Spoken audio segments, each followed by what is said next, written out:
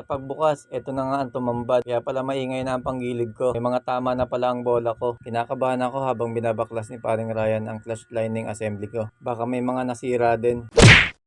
What's up sa inyo mga idol? Ako nga pala si Benji o mas kilala bilang si Sagak TV. Vlogger daw ako pero hindi ako nag-upload ng video. Tara, samahan niyo ako. For today's video nga pala mga idol ay magpapalinis tayo ng panggilid ng ating motor. Bahala ka sa buhay mo. Tagal-tagal na rin kasi hindi natin napapalinisan to mga idol. Meron na rin ako naririnig ng kakaibang tunog sa ating CVT.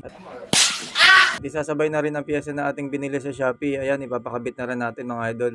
Meron nga pala tayong binili sa Shopee na piyesa. Bumili tayo ng disc brake, gearbox at front shock. Tara, samahan nyo ako. Punta tayo sa kaibigan nating mekaniko. Dito lang to malapit sa amin, dito sa May Santol. At ito na nga, nandito na nga tayo sa shop ng ating tropa. Pero sa kasamang palad, ay wala si paring Ryan yung gagawa ng ating motor. Kasama daw kasi ang pakiramdam.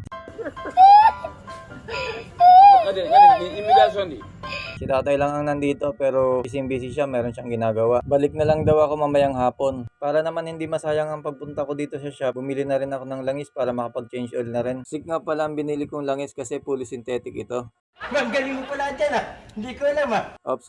Hindi nga pala natin to sponsor mga idol. Ito lang talaga yung ginagamit ko. Baka sick yarn. Baka naman. Kaya na nga nakauwi na ako ng bahay at agad ako nag-change oil. At habang nagpapatulo ko ng langis, pumunta muna ako sa kubo ni paring Seryo. Yan nga si paring Brian, may dalang pamalo. Panggatong palang dala. Mukhang may masamang binabalak na naman tong mga to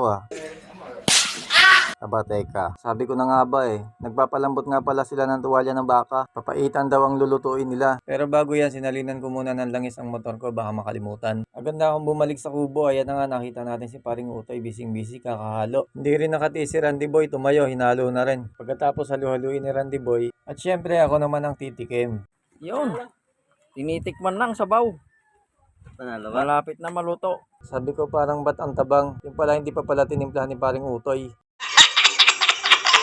Feel na feel ko pa naman yung pagtitikim, yung pala wala pang timpla. Akala ko wala lang talaga akong panlasa. Pagkatapos ng lahat, hindi ko na alam kung ano ang mga sumunod na mga nangyari. At pagkalipas ng 3 taon, bumalik na tayo sa shop ni paring Ryan. Sa wakas, natsyempohan na natin siya. Siya nga pala lagi ang nagagawa ng motor ko. Ayan na nga, nabaklas niya na kagad yung crankcase. Napakabilis, di ba? Ganyan kalupit si paring Ryan. Baka si Ryan yarn. Sa pagbukas, eto na nga ang tumambad. Kaya pala maingay na ang panggilid ko. May mga tama na pala ang bola ko. Kinakabahan ako habang binabaklas ni paring Ryan ang clutch lining assembly ko. Baka may mga nasira din. At ayan na nga, nabaklas niya na nga. Medyo magaspang daw. Kaya pala magaspang, kinalawang na. Natuyuan na ng grasa. At hindi lang yan mga idol, pati din pala yung clutch lining ko ay nasira na rin. Grabe, sobrang stock up na. Binugahan ni parang Ryan ng WD-40, baka sakali maremedyohan pa. Grabe mga idol, nakita nyo naman sobrang ganit. Nakakalungkot man talagang isipin. Talagang sira na talaga siya, hindi na kayang isalba. Kaya nagbasya na lang akong palitan na lang ng bago. Ito na nga pala ang bola na ipapalit natin. At yan naman yung ipapalit natin na clutch lining. Grabe, gastos malala ang nangyari mga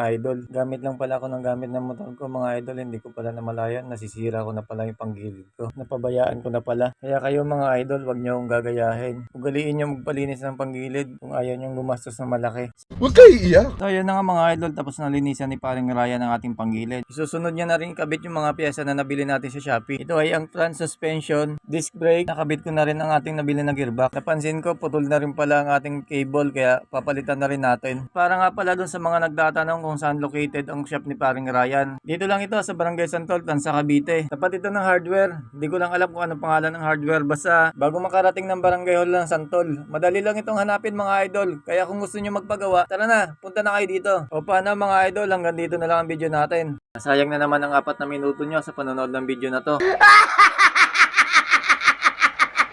At kung nagustuhan nyo ang walang kwentang video na to, huwag nyo ipagkait ang pag-like at pag-share ng video na to mga idol. O paano, hanggang dito na lang. Kita-kita na lang ulit tayo sa next vlog. Maraming salamat. I love you all. Peace out. Cheers!